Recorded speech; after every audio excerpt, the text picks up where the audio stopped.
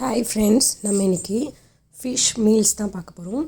அதாவது ஃபிஷ் கறி, fish fry, ரசம், தயிர், சாதம், வடித்த சாதம் இதான் நம்ம பார்க்க போகிறோம். இப்போ எப்படி பண்ணலாம் அப்படின்னு சொல்லிட்டு பார்ப்போம்.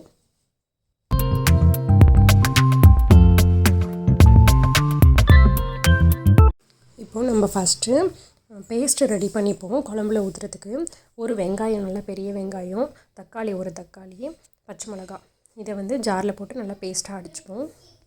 இது கூடவே கருவேப்பிலை, இப்போ எல்லாத்தையும் பேஸ்ட்டாக அடிச்சுப்போம். ஆல்ரெடி இந்த மாதிரி நான் வேறு மீன் குழம்பும் போட்டிருக்கேன். அதை பார்க்காதவங்க அதையும் போய் பாருங்கள். நான் டிஸ்கிரிப்ஷனில் கொடுக்குறேன், இல்லைனா கார்ட்டில் கொடுக்குறேன்.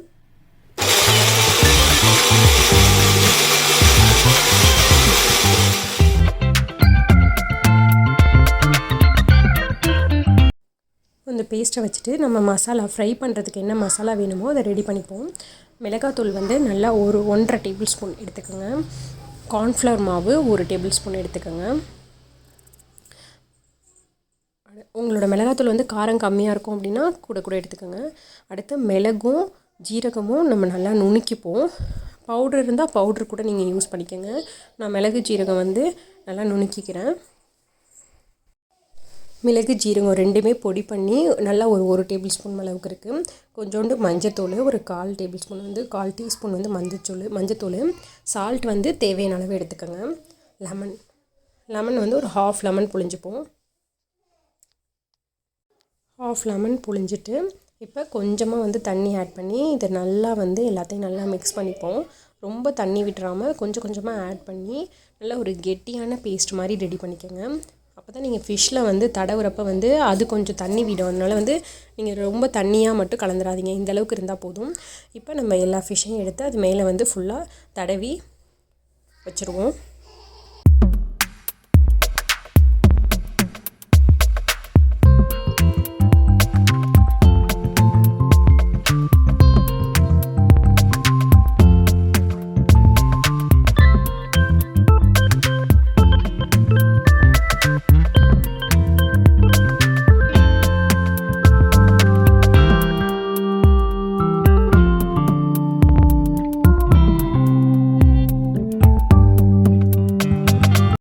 மாதிரி எல்லாத்தையும் ஃபுல்லாக தடவிட்டு இதில் கருவேப்பிலை போட்டுருங்க. கருவேப்பிலை ஸ்மெல் தான் நீங்கள் ஃப்ரை பண்ணுறப்ப ரொம்ப நல்லாயிருக்கும். அதனால் கண்டிப்பாக கருவேப்பிலை போட்டிங்கன்னா உங்களுக்கு அந்த ஃப்ளேவர் ரொம்ப பிடிக்கும். இப்போ இது நல்லா ஊறட்டும். ஃபஸ்ட்டே ப்ரிப்பேர் பண்ணி வச்சிட்டோம்ல, அதனால் இது குழம்பு ரெடி பண்ணுற வரைக்கும் நல்லா ஊறட்டும். லாஸ்ட்டில் ஃப்ரை பண்ணிக்கலாம். இப்போ குழம்புக்கு வேண்டிய மசாலா வறுத்து ரெடி பண்ணிப்போம். தனியா 2 டேபிள் ஸ்பூன், மிளகு 1/2 டேபிள் ஸ்பூன், கடலைப்பருப்பு ஒரு 1/4 டேபிள் ஸ்பூன், வெந்தயம் ஒரு 1/4 டேபிள் ஸ்பூன், 3 பட்டை மிளகா, ஜீரகம் ஒரு 1/2 டேபிள் ஸ்பூன், கொஞ்சோண்டு கருவேப்பிலை எடுத்துக்கோங்க. சோம்பு ஒரு 1/2 டேபிள் ஸ்பூன் எடுத்துருக்கேன். இப்போ எல்லாத்தையும் நல்லா வறுத்துப்போம். அது அந்த வெடிக்கும், அந்த ஸ்டேஜ் வரைக்கும் நல்லா வறுத்துப்போம். ஹை ஃப்ளேம் வைக்காமல் லோ ஃப்ளேம் வச்சு வறுத்து எடுத்துக்கோங்க. இதை ஸ்டோர் பண்ணி வச்சு கூட நீங்கள் யூஸ் பண்ணலாம். இதை ரெடி பண்ணி வச்சுக்கிட்டா கூட எப்போ குழம்பு வைக்கிறீங்களோ அப்போ யூஸ் பண்ணிக்கலாம்.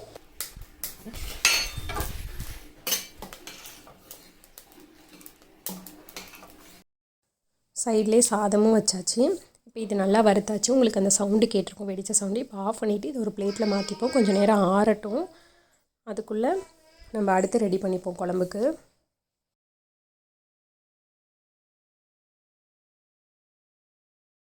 நான் எப்போதுமே குழம்பு மீன் குழம்புனாலே மண் சட்டியில் தான் செய்வேன். ஸோ சட்டி லைட்டாக சூடு வந்த பிறகு நல்லெண்ணெய் ஊற்றிப்போம். நல்லெண்ணெய் கொஞ்சம் தாராளமாக விட்டுக்கோங்க. அப்போ தான் உங்களுக்கு குழம்பு நீங்கள் அடுத்த நாள் இருந்தாலும் வீணாக போகாமல் நல்லாயிருக்கும். இது வடவம்னு சொல்லுவாங்க. இது ஆக்சுவலாக சூப்பர் மார்க்கெட்டில் கிடைக்கும்.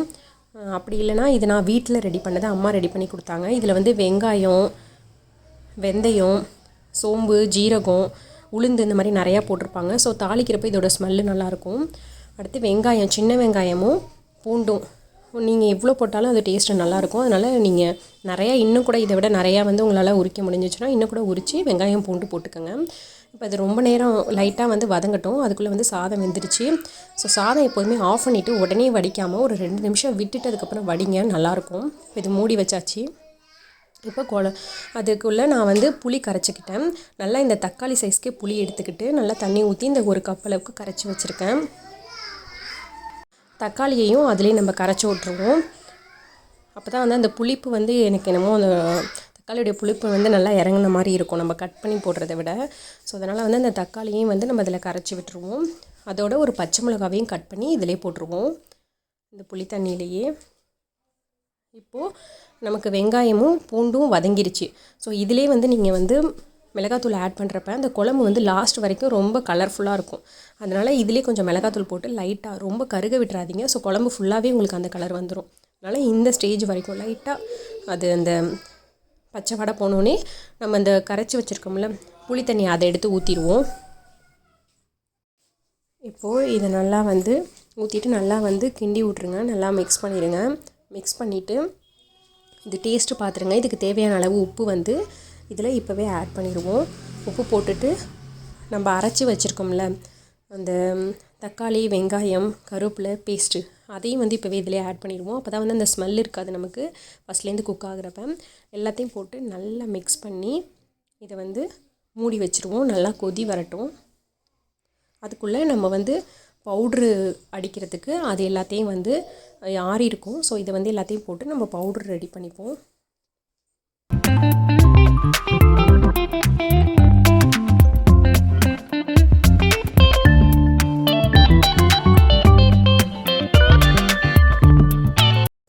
இந்த பவுட்ரு ரெடி ஆயிடுச்சு.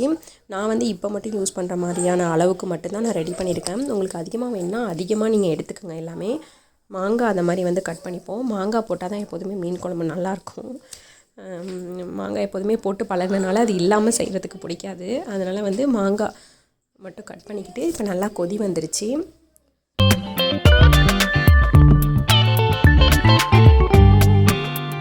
இப்போ நம்ம ரெடி பண்ணி வச்சுருந்த மீன் குழம்பு பவுட்ரு இருக்கும்ல அதை வந்து இதில் ஆட் பண்ணிக்கலாம். அந்த மசாலாவை அதை ஆட் பண்ணிக்கிட்டு நல்லா மிக்ஸ் பண்ணி விட்டுருங்க.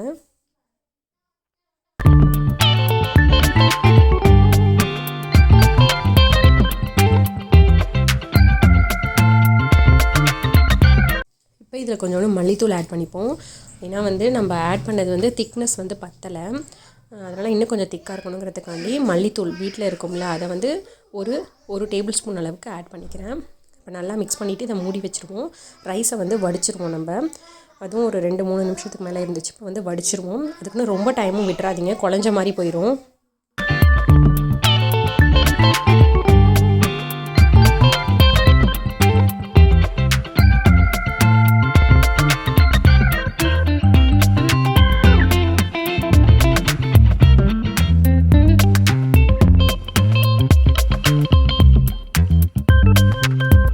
குழம்பு நல்லா கொதிச்சிருச்சு. எண்ணெய்லாம் பிரிஞ்சு வந்துருச்சு. இந்த ஸ்டேஜில் டேஸ்ட்டு பார்த்துக்கோங்க. டேஸ்ட்டு பார்த்துட்டு தண்ணி வேணாலும் ஆட் பண்ணிக்கோங்க.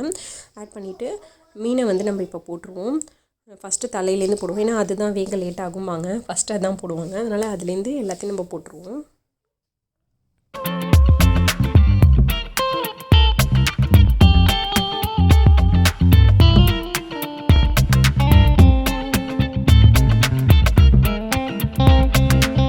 இப்போ இதோடையே சேர்த்து நம்ம மாங்காவும் சேர்த்துருவோம். ஏன்னா அதுவும் வேகிறதுக்கு வந்து உங்களுக்கு லேட் ஆகும். நான் ரொம்ப சின்னதாக கட் பண்ணியிருக்கனால உங்களுக்கு வந்து இதை மீன் சேர்த்த பிறகு சேர்க்குறேன். இதே பெருசாக இருந்துச்சுன்னா நீங்கள் வந்து ஃபஸ்ட்டு மாங்காய் தான் போடணும். ஒரு கொதி வந்த பிறகு தான் வந்து மீன் போடணும். ஃபஸ்ட்டே வந்து கிண்டி விட்ருவோம் உள்ள.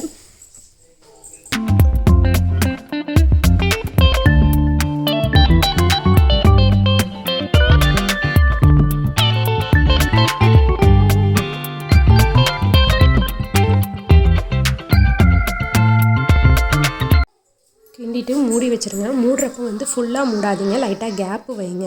ஏன்னா வந்து பொங்கி ஊற்றிடும் உங்களுக்கு. இப்போ நல்லா கொதி வந்துருச்சு. ஸோ இடையில வந்து ஒரு தடவை வந்து ஒன்று துணியை பிடிச்சி வந்து இப்படி லைட்டாக ஆட்டின மாதிரி பண்ணுங்கள். இல்லைனா கரண்டி வச்சு அடி வரைக்கும், அப்போ தான் வந்து அடி பிடிக்காது. இப்போ நம்ம வறுவலும் வந்து பக்கத்துலேயே போட்டுருவோம். ஏன்னா குழம்பு ஓரளவு எல்லாமே ரெடி ஆயிடுச்சு. இப்போ ஃபிஷ்ஷும் ஃப்ரை பண்ணிப்போம்.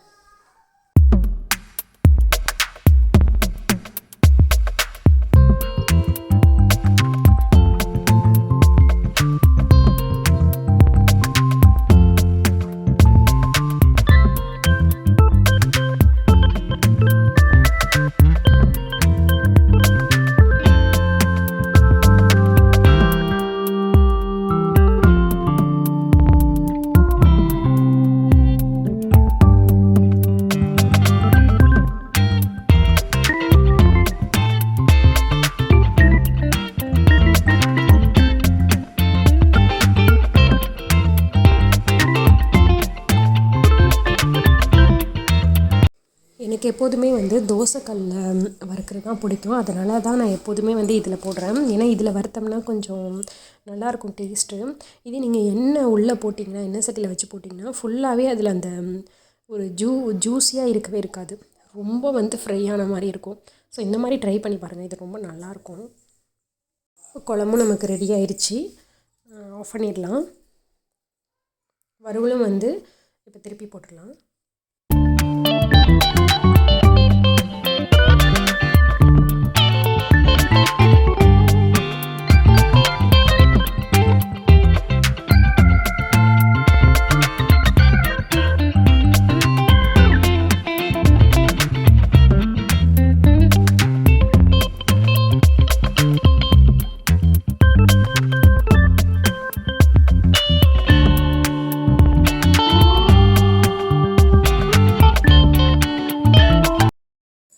வறுவலும் வந்து ரெடி ஆயிடுச்சு. இப்போ நம்ம எல்லாத்தையும் வந்து இந்த மாதிரி ஓரமாக இது பண்ணிட்டோம்னா உங்களுக்கு வந்து இது குழியாக இருக்கிறதுனால சென்டராக எண்ணெயெல்லாம் வடிஞ்சு வந்துடும். அதுக்கப்புறம் எடுத்து பிளேட்டில் வச்சுருவோம். ஸோ சூப்பரான வந்து கிறிஸ்பியான வந்து ஃபிஷ் ஃப்ரை ரெடி ஆயிடுச்சு. நம்ம என்னென்ன ரெடி பண்ணியிருக்கோன்னு பார்த்துருவோம். ரசம்,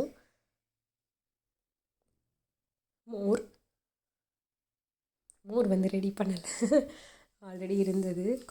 குழம்பு, மீன் குழம்பு எவ்வளோ சூப்பராக வந்திருக்கு பாருங்கள். கண்டிப்பாக ட்ரை பண்ணி பாருங்கள், ரொம்ப நல்லாயிருக்கும். சாதம், வடித்த சாதம்.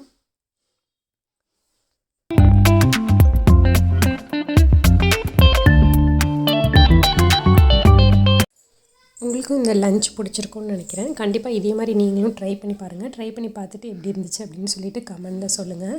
இந்த வீடியோ பிடிச்சிருந்துச்சுன்னா மறக்காமல் லைக் பண்ணுங்கள், எல்லாருக்கும் ஷேர் பண்ணுங்கள், சப்ஸ்கிரைப் பண்ணுங்கள், பக்கத்தில் இருக்க பெல் பட்டனையும் கிளிக் பண்ணிக்கோங்க. தேங்க்யூ.